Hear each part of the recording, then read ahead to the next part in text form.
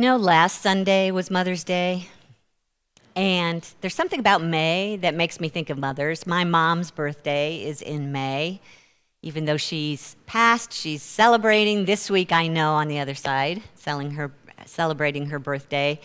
And besides the month of May being Mother's Day, it's also something that makes me think about the Mother of Unity.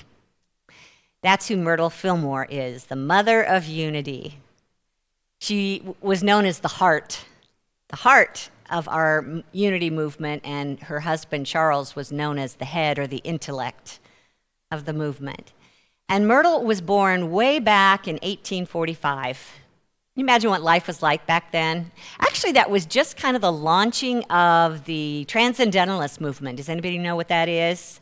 Yeah, it's when they started thinking of God as less like a man on a throne and more like a presence that filled heaven and earth, that filled the life of all plant life on the planet, the air that we breathed, the insects, the animals, and us. They saw that as the presence of God. So that was kind of the generation that she grew up in. And she met her husband, Charles, and married him in 1881. She was born in Ohio, but by now she'd moved to Missouri. And she had a teaching job, and then she got involved in a literary circle, and then she ran into Charles because they both liked to read. They both liked to explore those writers of the Transcendentalist movement. And ultimately, they married, and what did I say, 1881, they married. She ended up giving birth to 3 boys and giving birth to the Unity movement. And if she had not grown up as a sickly child, I don't think we'd be sitting here right now. Because her experience of growing up as a sickly child was an opportunity for her to awaken to another option. But first, her family had to prepare her for being a sickly child, and they did that regularly. Even when she was young, she was having symptoms of tuberculosis. And during those years, they would say, she's fragile, delicate. We need to make sure and take care of her and protect her, and she shouldn't overdo. And so she just took that in and accepted that as her reality, experiencing those symptoms. So she had moved from Ohio to Missouri, but because her symptoms kept flaring up, she wound up moving to Texas and then back again. And at one point, when she was still in Missouri, married, had kids, the doctors had done all they could for her. I mean, all along the way, she'd been taking medication and elixirs.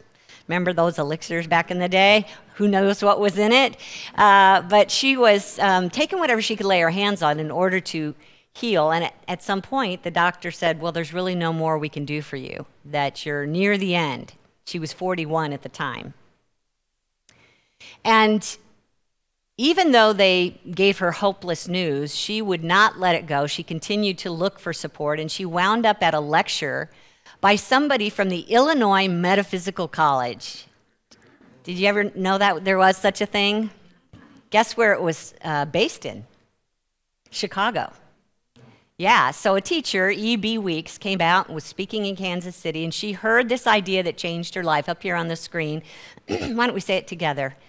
I am a child of God, and therefore I do not inherit sickness.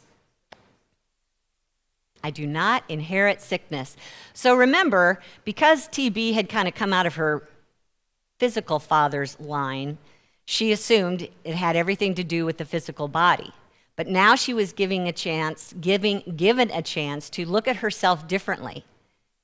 That I'm not a human child, I'm a spiritual child made in the image and likeness of God. Even Jesus said, don't call that man over there your father.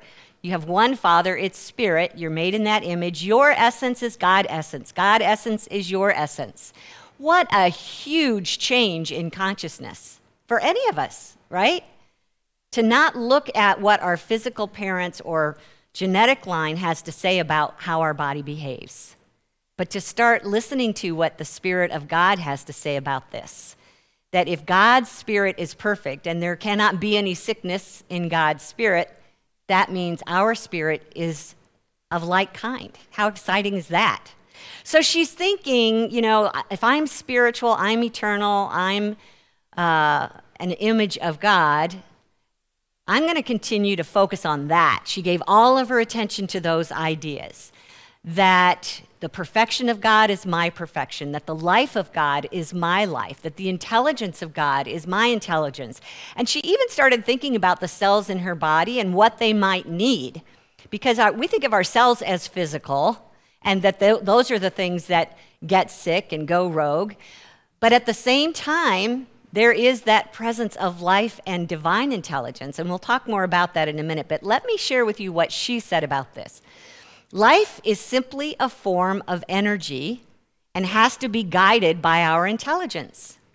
How do we communicate intelligence? By thinking and talking, of course. And then it flashed upon me that I might talk to the life in every part of my body and have it do just what I wanted. I went to all the life centers in my body and spoke words of truth to them. I did not let any worried or anxious thoughts into my mind, and I stopped speaking gossipy, frivolous, petulant, angry words. I did not become discouraged at the life centers being slow to wake up, but kept right on declaring the words of truth until the organs responded. She was speaking words of truth. Do you see that? Speaking words, and stopped speaking anything that was not of truth. That would take some effort, wouldn't it? And it took some effort on her part. It took 2 years for her to practice this until she experienced the healing in her body of tuberculosis. And with that healing, her friends began to notice the change in her, and they came to her for guidance.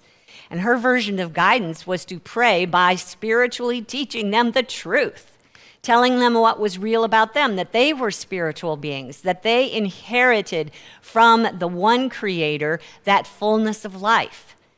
And she would continue to speak these words until they started to understand and sink into their consciousness who they were as spiritual beings. And this is really how the Unity's prayer ministry, it was called Silent Unity at the time, how it began was through Myrtle talking to people, telling them the spiritual truth about themselves.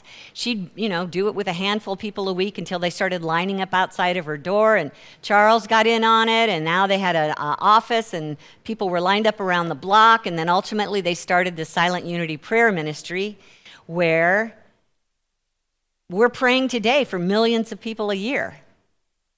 That's what she started, with her sickness transformed. She said that if all bodily ills of all people in the world were healed instantly, they would soon be sick again unless they were taught the truth. So she didn't just settle for speaking prayers, but helping them understand how these prayers work. And I think that's what Jesus was trying to say up here on the screen in John 5. See, you're well again. He had just prayed for someone's healing. And he said, do not sin anymore so that nothing worse happens to you. That word sin we talk about in the Greek in the Bible is missing the mark. And the mark is living from a consciousness of God. Now, not always a thing, a target that we can easily hit, living from a consciousness of God. But that's why he tried to set that idea in their mind. You've got to think differently. You've got to focus on the truth of God. Don't miss the mark, because if we miss the mark and we go back to thinking the way that we were thinking, we come into something else in the body. And so Myrtle and Charles held on to this idea and began this prayer ministry in their home, and they invited people over at 10 o'clock at night. They were no shirkers when it came to putting in the hours. 10 o'clock at night, people would come and sit in their house with them, and they'd pray together. But then over time, they realized, okay, you don't have to be here with us, and people started sending in notes and asking for support. And then what they did was they started distributing a class thought that would invite everybody that was praying that at that same time, no matter where they were holding the same idea in consciousness at the same time. So here's the very first class thought up here on the screen. It said, God is all goodness and everywhere present. He's the loving Father, and I am his child, and have all his attributes of life, love, truth, and intelligence. In him is all health, strength, wisdom, and harmony, and as his child, all these become mine by a recognition of the truth that God is all. Omnipresence. God is all that is, and all the qualities of God are our qualities as well. That's what the idea of that class thought was meant to get into our consciousness. So they spoke a lot of words. They used words and ideas and thoughts in this healing process. And words, it's not like it's a magic incantation that has a spell associated with it that does all these healing in people's bodies. Words are simply ideas. Every idea has its own, dare I say, vibration or frequency. When we say, I hate you, you can feel that in your body, can't you? Doesn't feel good. When we say, I love this, you can feel that in your body. Does feel good. That's an example of two different frequencies or vibrations of an idea. When we are in those higher levels of vibration that feel good, saying words, thinking words like life and vitality and strength and beauty, we are aligned with God's Spirit, with the way that God thinks. God is focused, and God is the very life energy that we're seeking in our bodies. So she was focusing on words that would enliven their thinking. And when we choose to hold words like that in consciousness, where we listen to them in our minds and we affirm them with our words until we feel them in our bodies, they begin to reflect in our life outside of ourselves. Our body mirrors our consciousness. Our body mirrors our consciousness. That's important. So if we choose to focus a lot on worry in our life or stress, our body mirrors our consciousness. Or we can choose otherwise. We can choose to think and speak and believe on ideas of truth until we can feel it in our bodies. Any doctor will tell you that stress can contribute to illness in the body. And what is stress if it's not thoughts about things that don't feel good?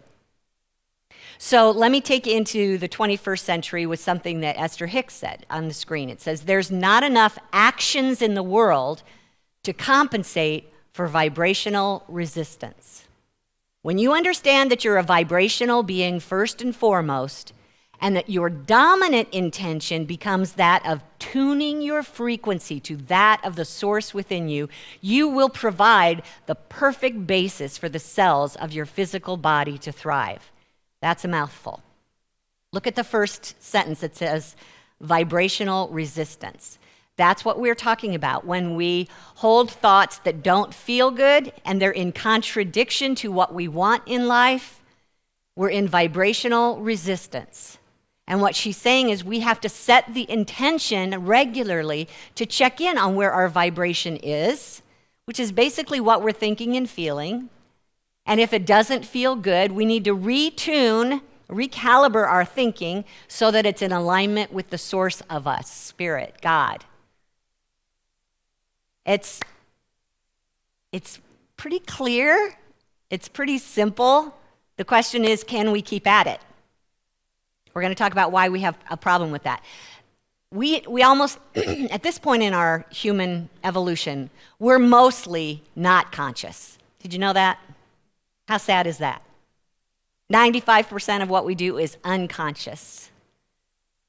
It's our subconscious mind that we've done it before, it worked, or it protected us, so we store it in the filing cabinet of the subconscious, and every time we run into similar situations, it comes out of the subconscious, and we're acting before we even think. We're speaking before we even think. I think we've all experienced that, right?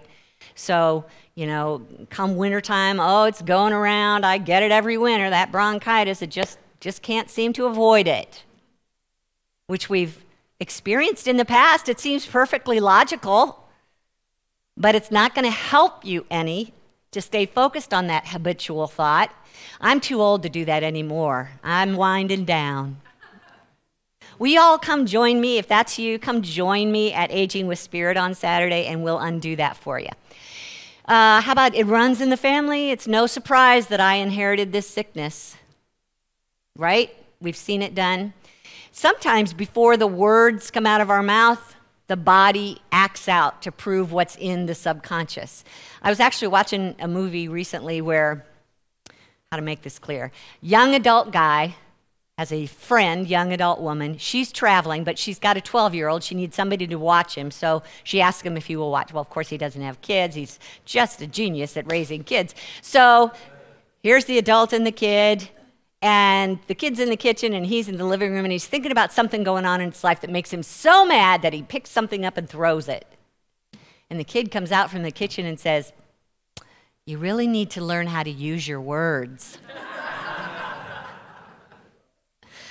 Are we teaching our kids that now? Use your words, use your words. Okay, so it would be good if we, before the body acts out, we could use our words. And it's okay if we need to speak out loud and talk about what scares us or makes us angry, but then it's about changing those words. So ultimately, the body will behave that way. If we're thinking thoughts, consciously or unconsciously, that are creating a vibration in us, it will act out in the body unless we address it. So I love what Jesus said about this. Luke 8, "For nothing is hidden that will not be disclosed, nor is anything secret that will not become known and come to light." So it's about changing what's in the subconscious by using new words that have meaning for us, that we can really own and lean into and become. That's the purpose of prayer. That's what Paul was writing to the Romans about when he said, "Don't be conformed to the patterns of this world, but be transformed by the renewing of your mind, so that you may discern what is the will of God, good, acceptable, perfect." That's what God's mind is holding for all of us, that which is good and acceptable and perfect. But we get to choose it or not choose it. So when those emotions come up, we don't stuff them down and pretend like they're not happening. We notice them and we let them become a clue for us that there's something stored in the subconscious that needs to be changed. We don't deny the feelings. We take charge of the subconscious and we teach it something new. And you're going to know when you land on that which is true because it feels good. So this is why people call our Unity Prayer Ministry so often. Is because the people that talk with them over the phone are using these words of life that feel good, and they're words of truth that change minds. It's not a "Dear God, please fix." It's "You are." And they will proceed to say what you are in spirit until you can feel it in your own being. And it heals. So we're training the subconscious, and we do it in Unity using words. We speak, as prayers, we speak affirmative prayer. What is true about us? But we're also learning what the truth is. We have to understand how these principles work so that it's easier for the subconscious to absorb it and believe it. We're learning what the truth is. It's, if we leave the subconscious alone, it's going to work with "I'm not enough. I can't have this. That's not for me." Or "There's not enough." So if we want to experience a change in the body, we have to experience a change in the mind. And it doesn't have to be that you're stressed out about your body. It could be that you're stressed out about your money, or you're stressed out about your work, or you're stressed out about your family. If we live in that chronic stress mode with beliefs inside of us that say there's trouble here and I don't know how to get out of it, that's your vibration out of alignment with spirit. So we want to make it possible for our spiritual, our human intelligence in the cells to hear from the spiritual guidance. So here's how it works. From the mind of the great Kitty Oracle. Here's how I think it works. Let me just change that a little bit. Here's how I think it works. Before the human body was on planet Earth, there was a design in the mind of God of what a human body is, what every cell's job would be. Whether it had arms and legs or wings, it landed on arms and legs. So there's this vision, this pattern in the mind of God of a human body and how it works. And I see that mind, which is omniscience, all-present mind, implanted into the body with that pattern, which holds an intelligence that guides the cells. It holds the divine life, the animating force that brings the body its vitality. And also it holds that spiritual energy that becomes manifest as skin and tissues and organs and bones. So there is a physical level of our body, but at the same time, there is a spiritual picture of it and the instruction manual for it. And sometimes when our thoughts and feelings and beliefs are out of sync with the spiritual idea of life in general, not just the body, then we separate in consciousness, in vibration, so that the cells down here cannot tap into the intelligence up here. And the cells down here go rogue, and they do their best in trying to maintain health, but most of the time don't do such a good job. So the resources are there. The allness of God is there, even in the midst of the illness. We just need to remember that, look at it, talk about it, think it, feel it, until they begin to reflect in the body. Are you buying any of this? Some of you are like, maybe. And that's okay. Just, take what works for you today and leave the rest. Maybe it'll show up for you later. But when we talk about letting our physical hear from the spiritual, it depends on our level of belief. So that's why Jesus said up here on the screen, let it be done to you as you believe. I want to believe, help my unbelief. Doesn't that sound familiar? We talked about that last week. Okay, so this is how we help your unbelief. We keep telling the subconscious what is true. It doesn't know the difference. It just takes what you give it. Do you understand that? It does not know what is real versus fake. It just does what you give it. So if you're struggling with belief, then just keep repeating the truth until it starts to feel real in you. And I think that this is what Paul was saying to the Corinthians. He said, if anyone is in Christ, there's a new creation. Everything old has passed away, and see, everything has become new. In Christ, in the Christ consciousness, in the mind of God, if everyone can hold their consciousness with the ideas of God, we are made new. The old expressions, the limited physicality passes away. So that's our work, and that's what Unity's prayer ministry's work is to hold those ideas. They're a group of loving hearts that get together and answer your calls and your emails and your letters and the website and whatever you reach out to them. Go to unity.org and you'll find them. And they're working with this concept, as Jesus said, where 2 or 3 are gathered in my name, there am I in the midst. The I in our midst is the presence of God, the consciousness of God. It was in their minds, in the ministry's mind, it was an aggregation of thought force, a gathering of ideas coming out of several minds at once. And in this, they held the ideas of life and strength and renewal and power and love, all those qualities of God that are always present. They held those for those who are reaching out for prayer until they could feel it for themselves. And it's the kind of thing where once your thoughts and your beliefs and your words and your feelings are aligned, your body reflects it.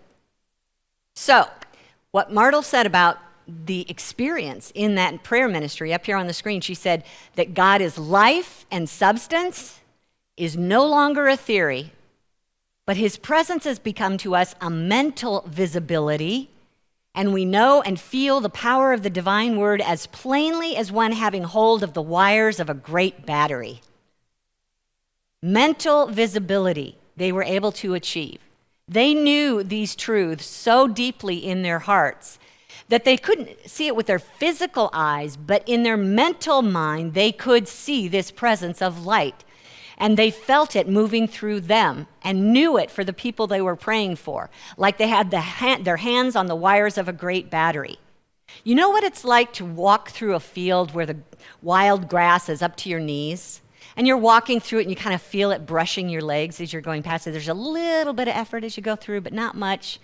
Think of that as God's substance that we are in all the time. Think of that as God light and God life that we're just moving through, that is fully present, that is thick in spirit and available to us. And as we hold those ideas in consciousness, they become us. Our body reflects our consciousness. And I would propose that we do that here today. I'm going to invite anybody who is experienced something in the body that you want to be free of, or if you've got someone in your life that you want to sit in for that's going through a health challenge, I'm going to ask you to come up here and sit in these two first rows. And if we need more chairs, we'll gather more chairs. And if the entire congregation wants to come up, great, that's fine. And if you're watching online, band, I'm going to ask you to come up now, will you? If you're watching online, then, and you have access to our chat box right now, just put in the chat box, pray for me. Or if you have a loved one you want us to pray for, just put their first name in the chat box. Spirit knows what's going on in everybody's lives.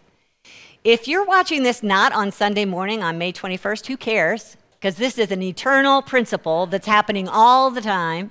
So assume that it's happening for you now. Okay?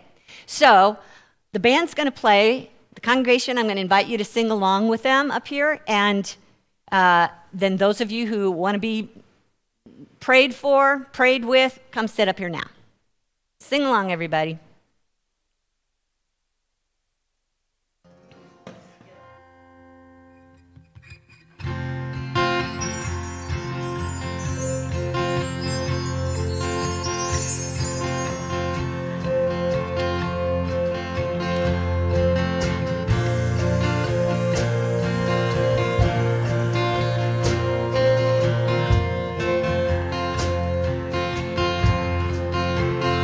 We are holy, holy, holy.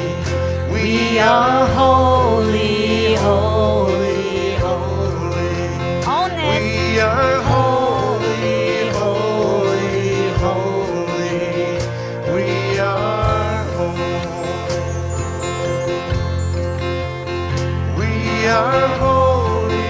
holy, holy. We are holy. We are holy, holy, holy. We are holy. Spirit divine, come to me, feeling love, healing me. Open my heart, allow me to see beauty in love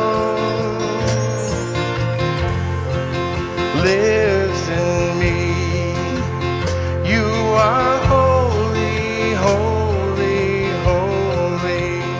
You are holy, holy, holy. You are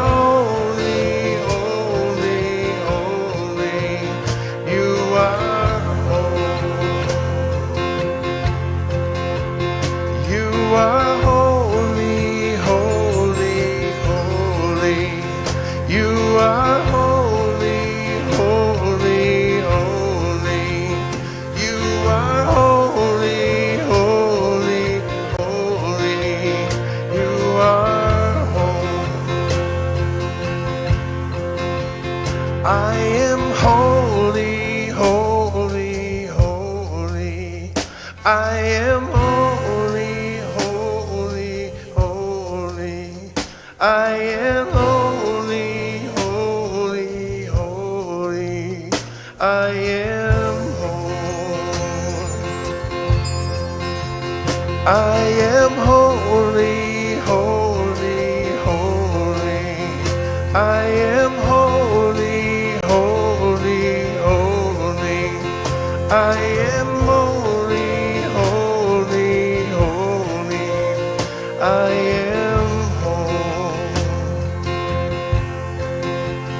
You are whole.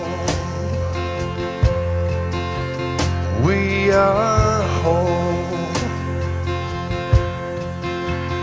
I am whole.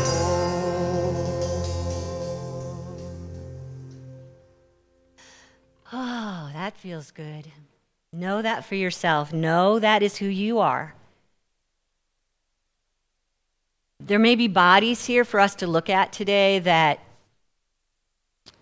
are physical, that may be expressing something that doesn't feel good. There may be loved ones out on the perimeter somewhere that we're holding in consciousness, but we're not looking at that today. Because in the midst of the illness is still and always the allness of God as life. So we're looking at that. And I'll just encourage you to, if it feels good, close your eyes so that you can center in. A mental visibility is what we're reaching for here. That in this moment, no matter what your clock says, this moment in time, this now moment, is always God expressing as life. Let's just hold in our consciousness, in our mind's eye, a presence all around us that is that omnipresence of life and light. Imagine it sparkling like golden snowflakes all around us. Hold that in your consciousness now.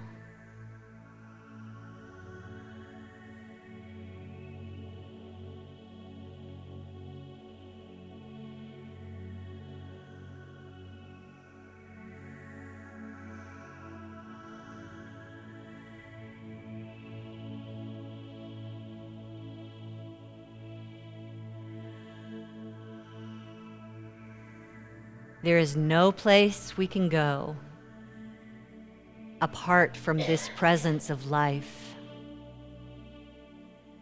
It's with us always. In this presence we live and move and have our being.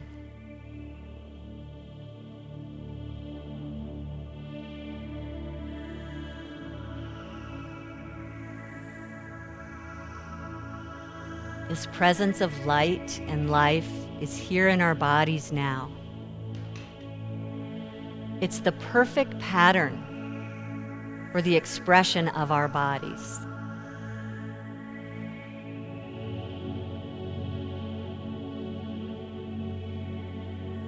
It knows what every cell in the body is designed to do, and at this very moment, it is guiding those cells with perfect instruction. The cells receive that instruction gratefully and joyfully. They're having a party in there. So glad to be connected to that instruction. Grateful and willing to do what our higher self is guiding it to do.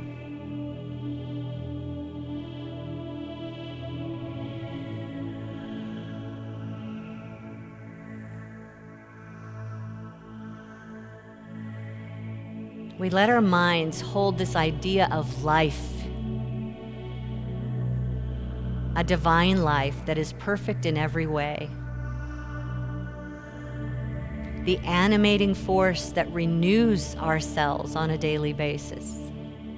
That force is within us now. Just feel that energy of life within you. The life of God in every part of your body, thriving and renewing your being.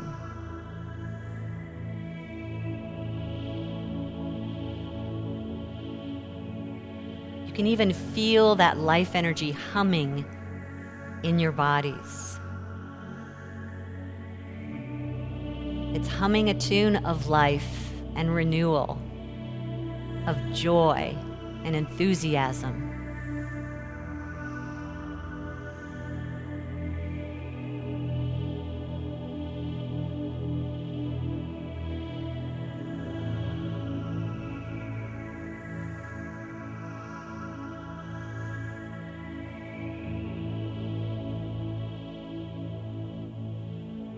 We hold in our mind the divine idea of substance, of spiritual energy that forms the tissues and cells of our bodies.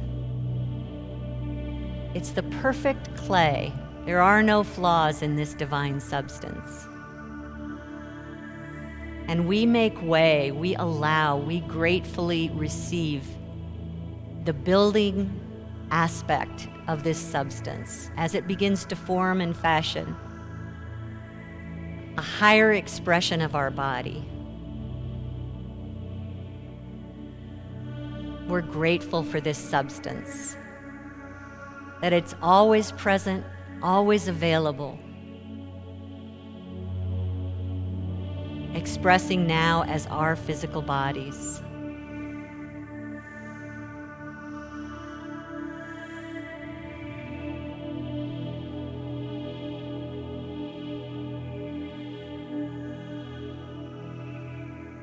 And above all, we feel the presence of divine love.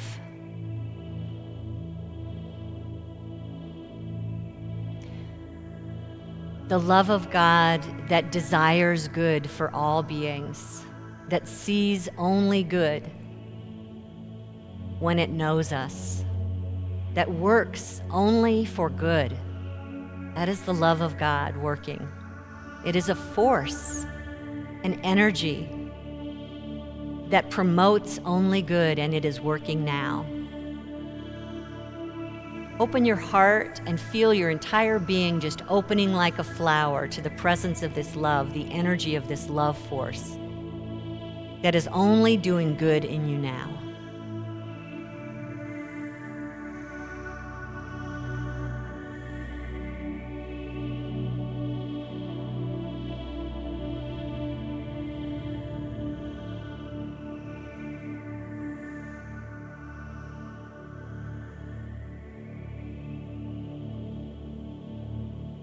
And all of those in the room and watching that did not say, "Pray for me," I invite you to send your love to these beings in the front rows and put their name in the chat, and are simply just holding their heart, "Pray for me." Gather them in your heart now with love, aligning your thoughts of divine life and renewal and light to saturate their beings along with you.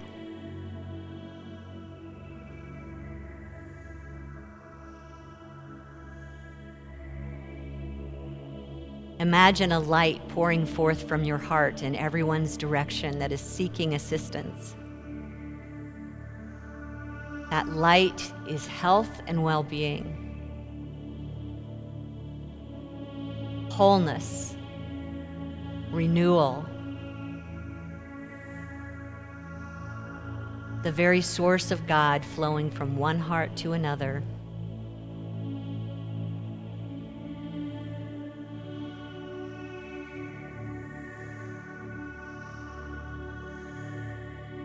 Nothing can stand between us and God's wholeness and life. And so we give thanks in this moment. Receive this presence of life in this moment and become this presence of life in this moment and always. Hold that idea and seek to feel gratitude for it. I am the life of God expressing, and I am grateful. I am the life of God expressing, and I am grateful. Hold that in your heart. I am the life of God expressing, and I am grateful.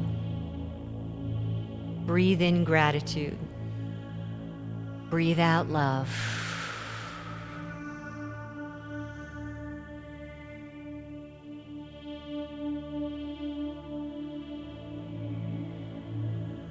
This is the truth of my being. This is the truth of all beings. We give thanks for this truth that sets us free. So it is. Now we let it be. Amen.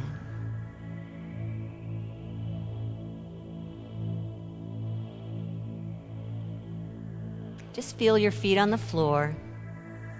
Feel your chair. Rub your fingers together. Rub your hands together. Lay your hand on your heart and give it a little pat. And And as you open your eyes and you see where you are, remember always you are in God. Always.